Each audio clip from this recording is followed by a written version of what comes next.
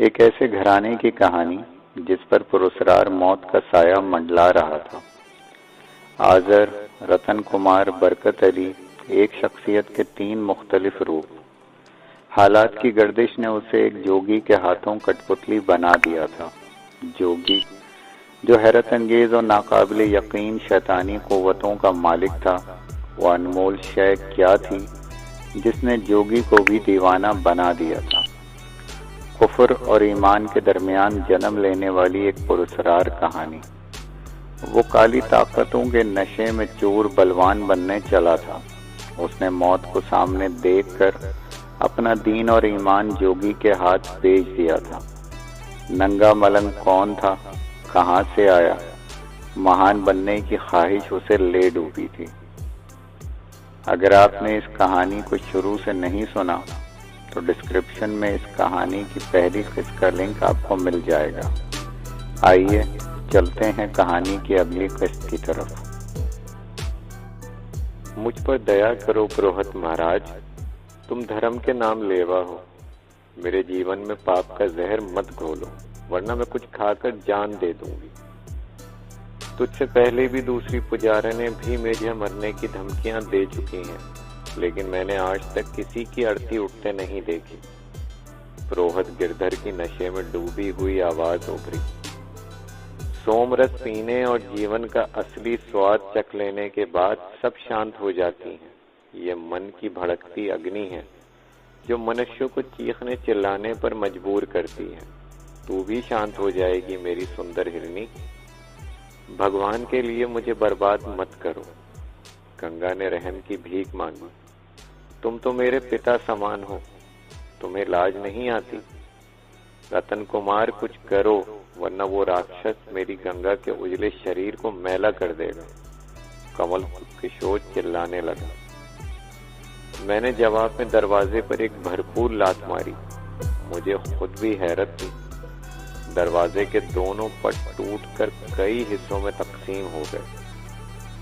गिरधर जो गंगा के साथ नोच घसोट कर रहा था, वो भी धमाके की आवाज सुनकर उछल पड़ा। फिर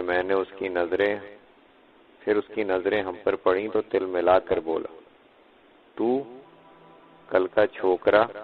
उसने बड़ी हकारत से मुझे मुखातिब किया। जोगी सीताराम के कोठे पर उछलने की कोशिश कर रहा है। चला जाए यहाँ से। गिरधर के रंग में भंग डालने की भूल तू कभी बड़े पुजारी ने भी नहीं की। तू किस खेत की मूली है? गिरधर ने मुझे देखते ही आंखें लाल पीली करनी शुरू कर दी। गंगा तेजी से अपनी ओढ़नी संभालते हुए कोने में जाकर खड़ी हो गई। कमल किशोर की निगाहें शोले उगल रही थी, लेकिन वो खामोश ही रहा। शायद उसे गिरधर के मर्तबे का ख्याल था, इसलिए उसने खुद को काबू में रखा था, या फिर शायद उसे गिरधर की कुव्वत का अंदाजा था जो खून के घूंट पीने पर इत्तेफाक कर रहा था। गिरधर महाराज, मैंने उसे जोश में आता देखकर सर्द लहजे में प्यार किया। मुझे तुम्हारे करतूतों की खबर मिल रही थी, मगर तू कौन होता है धर्म कर्म के मामले में टांग फंसाने वाला? उसने गरज कर कहा। सीधी तरह नजरें झुकाकर मुझसे क्षमा की भिक्षा मांग ले, वरना मैं तुझे ऐसा श्राप दूंगा कि तेरी आत्मा को कभी चैन नहीं मिलेगा। मुझे हंसी आ गई। मैंने कहा, क्या तुम अभी गंगा को गीता का कोई पाठ पढ़ा रहे थे जो धर्म के मामले में तुम्हारा पारा चढ़ रहा है? वो इस मंदिर की पुजारन है। गिरधर तिलमिलाकर बोला, मैं पुरोहित हूँ, पर तू कौन है हमारे मामलात में टांग अड़ाने वाला? मैं भी काली का सेवक हूँ गिरधर महाराज, मैंने उसका मुजाहिका उड़ाते हुए जवाब दिया। सारी पुजारने तुम हड़प कर जाओगे तो हम भक्तों के लिए क्या बचेगा? तू शायद सीधी तरह नहीं मानेगा। उसने पैंतरा बदल कर कहा। फिर कोई मंत्र पढ़कर फूंका तो मैं खुद को संभाल न सका, लड़खड़ा कर गिरते गिरते बचा। गिरधर को शायद यही एहसास हुआ होगा कि मैं उसके मुकाबले में कमजोर हूँ। उसने फिर सरसराते लहजे में मुझे वहां से चले जाने का हुक्म दिया। मैंने खुद को संभालने में देर नहीं की। मैं कोई मुनासिब जवाब देना चाहता था कि सीताराम दरवाजे पर नमूदार हुआ। मंदिर का बड़ा पुजारी उसके हमरा नहीं था। वो शायद पंडित पुजारियों को इस तरफ आने से रोकने की खातिर चला गया था। सीताराम। गिरधर सीताराम को देखते ही बड़े सर्द लहजे में बोला, अपने छोकरे को बांध कर रखो। इसे समझाने की कोशिश करो कि मंदिर के पुरोहित की शक्ति क्या होती है। बात क्या है? सीताराम ने हालात को संभालने की खातिर बात बनाने की कोशिश की। शायद उसे भी मंदिर के तकद्दुस का ख्याल आ गया था, वरना मैं उसकी कुव्वतों के नाटक देख चुका था। बात कुछ भी हो, तुम अपने बछड़े के गले में पट्टा डाल कर पालो, वरना किसी दिन। नहीं गिरधर जी, ये बात ठीक नहीं। मैंने सीताराम को दरमियान में आने से रोकने की खातिर गिरधर को मुखातिब किया। बात हमारे तुम्हारे बीच है, गुरु को दरमियान में मत लाओ। आपस में कुछ ले देकर फैसला कर लो, इसी में तुम्हारी मुक्ति है। तू चाहता क्या है? गिरधर आपे से बाहर होने लगा। कमल किशोर खड़ा दांत पीसता रहा। एक छोटी सी विनती है पुरोहित महाराज, मैं बोला। तुम पुजारन गंगा के चरण छूकर 2 शब्द भी माफी के मांग लो, मैं तुम्हें क्षमा कर दूंगा। रतन कुमार बाहर जा, मैं गिरधर से बात करता हूँ। सीताराम ने किसी मसलहत के पेश नजर मुझे वहां से हटाना चाहा, मगर मैं कुछ और ठान चुका था। गुरु, तुम इस मामले से दूर ही रहो तो तुम्हारी बड़ी कृपा होगी। मैंने फैसला कुन अंदाज अख्तियार किया। सीताराम मेरी बात सुनकर कसमसाने लगा। राम राम राम राम, गिरधर ने बुरा सा मुंह बनाकर कहा। पुरोहित होकर किसी पुजारन के चरणों को हाथ लगाऊं? सीताराम, अपने सेवक को समझाने की कोशिश करो, वरना बात बिगड़ भी सकती है। गुरु अब दरमियान में नहीं बोलेगा, मैंने बरहाए रास्त गिरधर से कहा। मैं तुम्हें केवल 2 मिनट की मोहलत और दे रहा हूँ। मेरी आज्ञा का पालन कर लो तो तुम्हारे धर्म भरम बच जाएगा, वरना। गिरधर फिर भड़क उठा। उसने तेजी से दूसरा वार किया। आग के शोले भड़कते हुए मेरी जानिब लपके, लेकिन मेरे जिस्म से टकरा कर ठंडे पड़ गए। मुझे ताज्जुब हुआ, मैंने अभी तक अपने गिर्द मंडल नहीं खींचा था, फिर आग के शोले बेअसर क्यों हो गए? क्या जोगी सीताराम ने मेरे मना करने के बावजूद कोई मुदाखलत की थी? मेरे जहन में यह ख्याल उभरा तो मेरे तेवर खतरनाक होने लगे। उसी लम्हे दुर्गा की मानूस आवाज मेरे कानों में रस घोल गई। रतन कुमार, तुमने विष्णु महाराज के लिए जो जाप किया है, आज उसकी परीक्षा का दिन है। मेरा आशीर्वाद तुम्हारे साथ है। पुरोहित को ऐसा श्राप दो कि सारा जीवन अपने किए पर पछताता रहे। देवी, मैंने बड़े खुलूस से कहा, मैं अपने इम्तिहान में अवश्य कामयाब हूँ। मैंने मन ही मन में कहा। गिरधर को अपाहज करके सड़कों पर भीख मांगने पर मजबूर कर दूंगा, ताकि दूसरों को भी उसके अंजाम से इबरत हासिल हो। जोश में आकर होश मत खो बैठना। उसकी मुतरन्नम आवाज दोबारा उभरी। ये बात भी ध्यान में रखना कि मंदिर के पुजारियों की बड़ी तादाद पुरोहित के गुण गाती है। कोई ऐसा रास्ता इख्तियार करो कि सांप भी मर जाए और लाठी भी न टूटे। फिर तू ही मुझे बता देवी कि मैं इस पापी के साथ क्या बर्ताव करूं? मैंने पूछा। मेरी बात ध्यान से सुनो रतन कुमार। भगवान ने तुम्हें 10 उंगलियां दी हैं। देवताओं ने इन उंगलियों में अपनी शक्ति भर दी है। तुम विष्णु महाराज का नाम लेकर जो उंगली भी उठाओगे वो तुम्हारे मन की आशा पूरी कर देगी। मैं दुर्गा की बात समझ गया। वो मुझे लाजवाल ताकत का एहसास दिला रही थी, मेरी रहनुमाई कर रही थी। उसका आशीर्वाद मेरे साथ था। मैंने सीताराम पर एक नजर डाली, फिर गिरधर को घूर कर बोला, गिरधर, तुम अपने 1-2 मंत्र का अंजाम देख चुके हो। चाहे तो थोड़ी उछल कूद और कर लो, लेकिन आज होगा वही जो मैंने सोच रखा है। आज के बाद तुम किसी को मुंह दिखाने के काबिल नहीं रहोगे। सुन रहे हो? गुरु का ये बछड़ा तुमसे क्या कह रहा है? गंगा एक कोने में सहमी खड़ी थी। कमल किशोर भी पेचोताब खा रहा था। सीताराम किसी गहरी सोच में गर्क था। शायद वो फिर 21 दिनों के उलटफेर का हिसाब लगा रहा था। मुमकिन है उसकी शैतानी आंख ने मेरी कुव्वत का अंदाजा लगा लिया। गिरधर की कैफियत आपे से बाहर हो रही थी। एक खूबसूरत हिरनी उसके जाल में फंसने के बाद निकली जा रही थी। मैंने उसके मुंह से तरने वाला छीन लिया था। मेरा जुमला सुनकर वो पागल हो गया। तू, वो मुंह से झाग उड़ाते हुए बोला, कल के छोकरे, तू गिरधर से पंजा लड़ाएगा। गिरधर ने अपने जुमले के अख्तिताम के साथ ही एक और भरपूर वार किया। चारों तरफ बिजलियां कड़कड़ाती हुई मेरी तरफ लपकी। सीताराम भी इस हमले से बौखलाकर उछलकर एक कदम पीछे हो गया था। मैंने दुर्गा की बात आजमाने की खातिर उल्टे हाथ की एक उंगली फिजा में बुलंद कर दी। कड़कड़ाती बिजलियां पलटकर गिरधर पर वापस लौटने लगी। वो उछलकर खुद को बचा गया, लेकिन फिर पलटकर वार करने में उसने हैरत अंगेज फुर्ती का मुजाहरा किया। उल्टा पांव उठाकर फर्श पर जोर से मारा तो मेरे पांव के नीचे से जमीन सरक गई। जमीन में जिस जगह मैं खड़ा था वहां खासा बड़ा गड्ढा बन गया।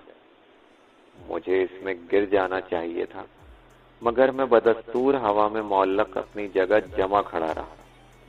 सीताराम की आंखें फटने लगी। गिरधर के चेहरे पर भी हवाइयां उड़ने लगी। शायद वो भी अपने तरकश का सबसे मौसर तीर इस्तेमाल कर चुका था। गिरधर महाराज, मैंने दुर्गा का नाम लेकर कहा, मन में कोई और इच्छा हो बाकी तो वो भी पूरी कर लो। उसके बाद वो कुछ होगा तो तुम्हारे पुरखों की आत्माओं की समझ में भी नहीं आ सकेगा। देर मत करो रतन कुमार। दुर्गा की आवाज फिर मेरे कानों में गूंजी। समय बीत रहा है, जो कुछ करना है तुरंत कर डालो। गिरधर मुझे फटी फटी नजरों से घूर रहा था। मैंने दुर्गा की बात सुनकर एक आखिरी फैसला कर लिया। मैं तुम जैसे पापी को मारकर अपने हाथ गंदे नहीं करूंगा। मैंने विष्णु महाराज का नाम लेकर दिल की बात जबान से अदा करनी शुरू कर दी। आज तुम खुद अपनी गंदी जबान से मंदिर के चबूतरे पर खड़े होकर चीख चीख कर अपने करतूतों का इकरार करो। पुजारने और दासियां तुम्हारे ऊपर थूकेंगी। तुम्हारे सारे नाम लेवा पंडित पुजारी भी आज तुम्हारे दुश्मन बन जाएंगे। उन्हीं के हाथों तुम्हारा क्रियाक्रम होगा। घबराओ नहीं। तुम मरकर शमशान घाट नहीं जाओगे। तुम्हारी चिता को आग भी नहीं दिखाई जाएगी। तुम्हारे चेले चापड़ तुम्हारी ऐसी दुर्गत बनाएंगे कि तुम अपने चरणों में खुद अपना बोझ भी नहीं सहार सकोगे। सारा जीवन सड़कों और फुटपाथों पर एड़ियां रगड़ते फिरोगे। एक एक के आगे हाथ फैलाओगे, लेकिन कोई तुम्हें भिक्षा भी नहीं देगा। मेरी आवाज तेज होती गई। मैंने सीधे हाथ की सारी उंगलियां गिरधर की तरफ करके उसे हुक्म दिया, मेरी आज्ञा का पालन करो। मंदिर के चबूतरे पे जाकर चिल्ला चिल्ला कर अपने सारे काले करतूतों का इकरार करो। ये रतन कुमार का हुक्म है। फिर वही हुआ जो मैंने कहा था। गिरधर दीवानों की तरह चीखता चिल्लाता बाहर की तरफ भागा। सोए हुए तमाम पंडित पुजारी भाग भागते हुए पुजारने और देवदासियां भी मंदिर के चबूतरे पर जमा होने लगी। जहां गिरधर बुलंद आवाज में पागलों की तरह हलक फाड़ फाड़ कर अपने गुनाहों का एतराफ कर रहा था। जो पुजारने उसके हाथों लुट चुकी थी वो आपे से बाहर हो गई। वो उस पर टूट पड़ी। पुजारनों की देखा देखी नौजवान पुजारियों की एक टोली भी गिरधर पर लाठियां बरसाने लगी। मंदिर का बड़ा पुजारी और दूसरे पंडित पुजारी दूर खड़े पुरोहित का अंजाम पर हैरत का इजहार कर रहे थे। सबके चेहरे धुआं हो रहे थे। कमल किशोर और गंगा मौका पाकर अपने अपने ठिकानों पर जाकर दबक गए थे।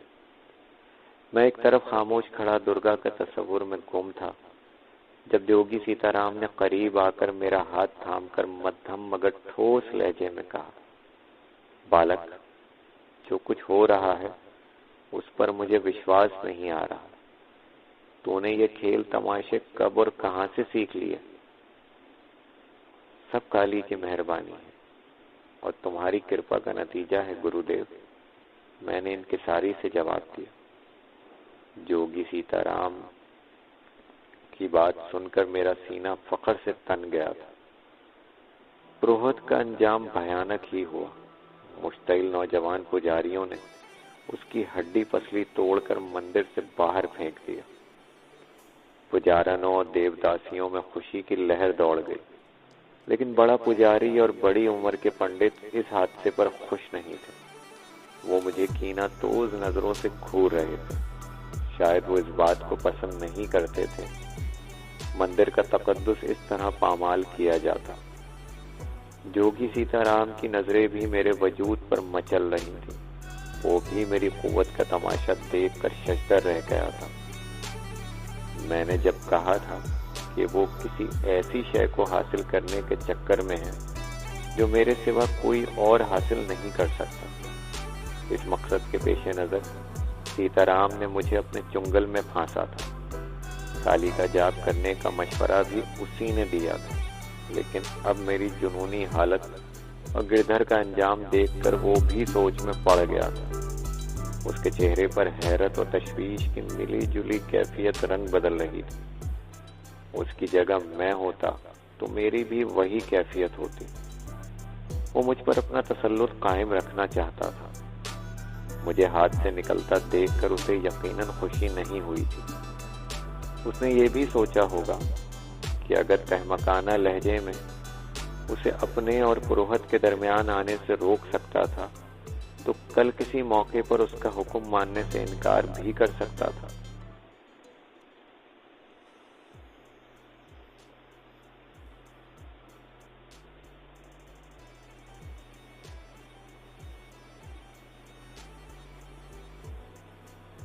लाजमी थी। रात किसी न किसी तरह गुजर गई। सब ही अपनी अपनी जगह गौर फिक्र में मुब्तला थे, लेकिन मुझे किसी बात की फिक्र नहीं थी। मैंने जो कुछ किया था उसमें दुर्गा की मर्जी को भी दखल था। वो इस हकीकत से नावाकिफ थे, इसलिए तफक्कुरात का शिकार हो रहे थे। मैं लंबी तान कर सो गया। दूसरी सुबह मैं अपने कमरे में सोया हुआ था जब सबसे पहले कमल किशोर मुझसे मिलने आया। वो कुछ परेशान लग रहा था। मैंने सबब दरियाफ्त करने की कोशिश की तो दबी जबान में बोला, बड़े पुजारी ने हुक्म दिया है मैं 2 घंटे के अंदर अपना बोरिया बिस्तर बांधकर मंदिर की हुदूद से बाहर चला जाऊं। कोई वजह? मैंने पूछा। उसका ख्याल है कि तमाम हालात का जिम्मेदार मैं हूं, कमल किशोर ने इधर उधर देखकर कहा। कुछ बड़ी उम्र के पंडितों ने पुजारन गंगा को भी सख्त सुस्त कहा है और आइंदा जबान बंद रखने की ताकीद की है। वो भी परेशान है। फिर तुमने क्या सोचा है? मुझे बहरहाल बड़े पुजारी का हुक्म मानना पड़ेगा, लेकिन शायद गंगा मेरे साथ ना जा सके। क्यों? मैंने ताज्जुब का इजहार किया। उसे मंदिर से बाहर कदम निकालने को बड़ी सख्ती से मना किया गया है। कमल किशोर ने बुझी हुई आवाज में जवाब दिया। मंदिर की इंतजामिया का ख्याल है अगर गंगा ने बाहर जाकर अंदर का हाल सुनाया तो मंदिर की बदनामी होगी। मुझे हंसी आ गई। पुरोहित गिरधर और उसकी जाली मवाली जो कुछ कर रहे थे, इसमें मंदिर के कर्ता धर्ताओं का कोई एतराज नहीं था। वो गंगा की जबान पर ताले डालना चाहते थे। अजीब मज़ाहिका खेज बात थी। रतन कुमार, कमल किशोर ने एक लम्हा खामोशी के बाद बड़े इंकिसार से कहा, तुमने कल रात मेरी खातिर जो कुछ किया है, मैं उसका एहसान तमाम जीवन याद रखूंगा। अब एक आखिरी उपकार और कर दो, किसी तरह गंगा को मेरे साथ जाने की इजाजत दिलवा दो। क्या गंगा अपनी मर्जी से तुम्हारे साथ जाने को आमादा नहीं है? वो तो तैयार है, लेकिन बड़े पुजारी के हुक्म से उस पर पहरा लगा दिया गया है। कमल किशोर ने रुंधी हुई आवाज में कहा, मुझे उससे मिलने की इजाजत भी नहीं है। तुम अपना सामान समेटकर मंदिर के बाहर जाकर गंगा का इंतजार करो, मैंने कुछ सोच कर कहा। मैं उसे निकालने का कोई रास्ता तलाश करता हूँ। कमल किशोर ने मुझे तशक्कुराना नजरों से देखा, फिर नजरें झुकाकर बाहर निकल गया। शेर को एक बार खून का मजा आ जाए तो फिर वो खून की खुशबू सूंघ कर ही दीवाना होने लगता है। मेरी भी कुछ ऐसी ही कैफियत थी। मैंने तय कर लिया कि पुजारन गंगा की मदद जरूर करूंगा। मैं जानता था कि मंदिर के अंदर जो खेल खेला जा रहा था वो वक्ती तौर पर बंद हो गया, लेकिन ये सिलसिला खत्म नहीं हो सकता। मेरे चले जाने के बाद हालात फिर पुरानी डगर इख्तियार कर लेते। गंगा मेरी वजह से गिरधर के हाथों बच गई थी, लेकिन और भी कई घात किस्म के पुजारी और पंडित अपने दांत तेज कर रहे होंगे। मेरे जाते ही कोई उसे भी भंबोर डालता। मैं इन्हीं ख्यालों में गुम था जब जोगी सीताराम मेरे कमरे में दाखिल हुआ। उसके चेहरे पर नागवारी के तासुरात मुसल्लत थे। रतन कुमार, तुम चलकर नाश्ता पानी कर लो, इसके बाद हमें बनारस छोड़कर किसी और तरफ निकलना है। गुरु, तुम मुझसे नाराज हो? मैंने उसे टटोलने की खातिर दबी जबान में पूछा। तुमने गिरधर के सिलसिले में जो कुछ किया वो अच्छा नहीं किया, वो कसमसा कर बोला। दूसरे पंडित पुजारी मेरी वजह से जबान बंद किए हैं, लेकिन पुरोहित के साथ जो हुआ उस पर खुश नहीं है। अगर ये बात थी तो वो अपनी शक्ति के जोर से उसे बचा लेते। मैंने सपाट लहजे में जवाब दिया। उन्हें किसने रोक रखा था? तुम अभी जवान हो रतन कुमार, सीताराम बल खाकर बोला। ये बातें अभी तुम्हारी समझ में नहीं आएंगी। तुम तो गुरु हो, तुम समझा दो, मैंने जवाब दिया। गंद में पत्थर उछालने से वो खत्म नहीं हो जाती, उसके छींटे और फैल जाते हैं, सीताराम ने कहा। मैंने तुम्हें समझाया भी था कि धर्म कर्म और पाप पुण्य की गुत्थियों में उलझने की भूल कभी न करना।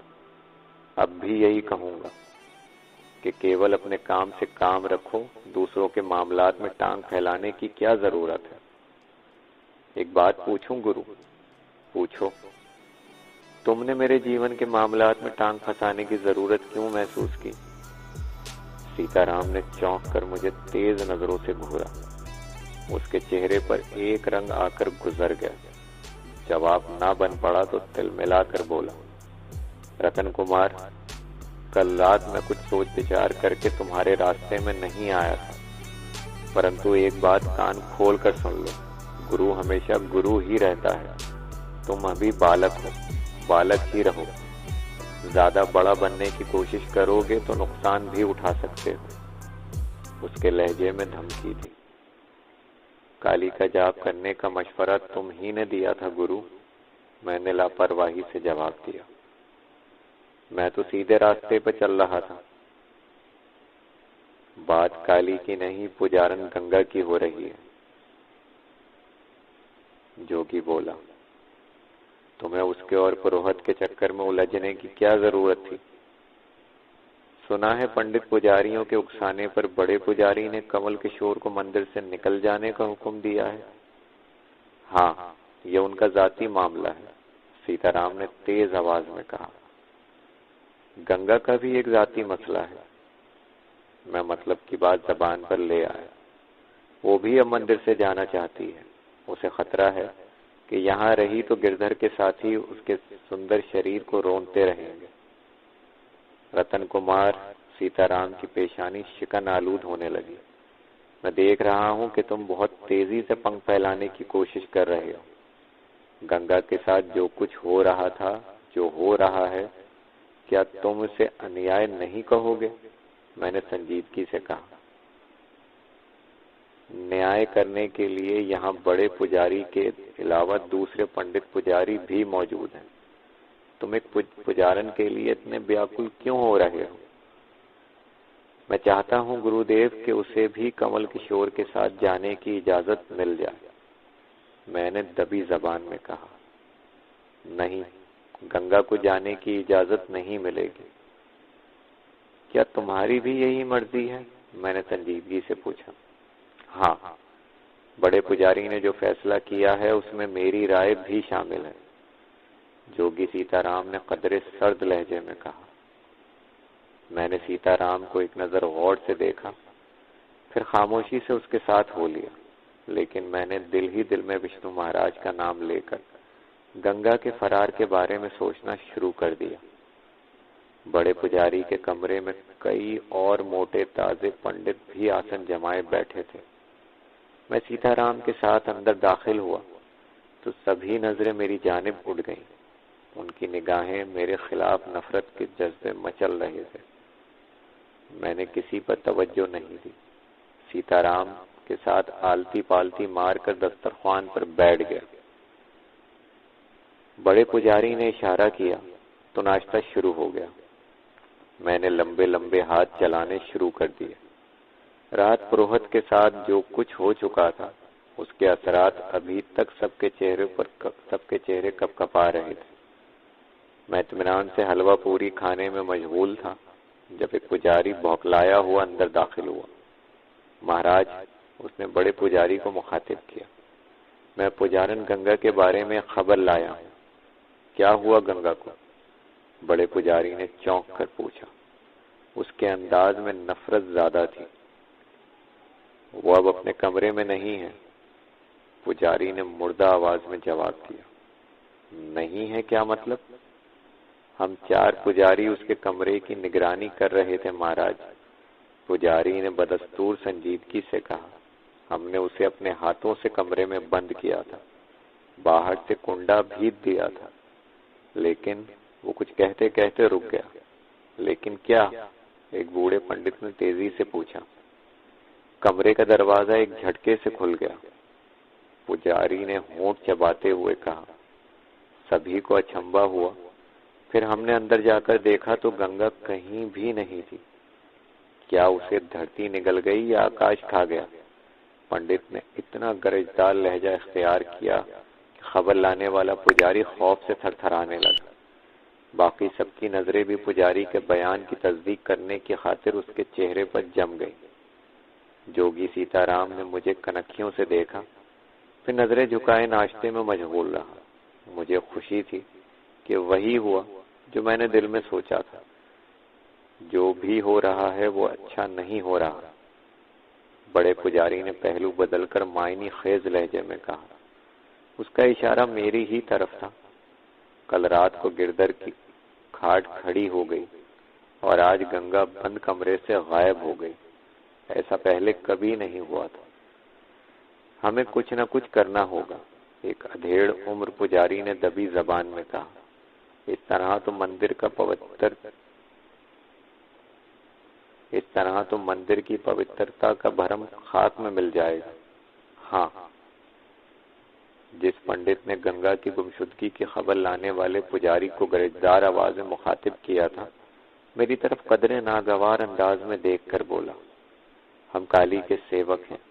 इस तरह हाथ पर हाथ धरे खामोश तो नहीं बैठ सकते।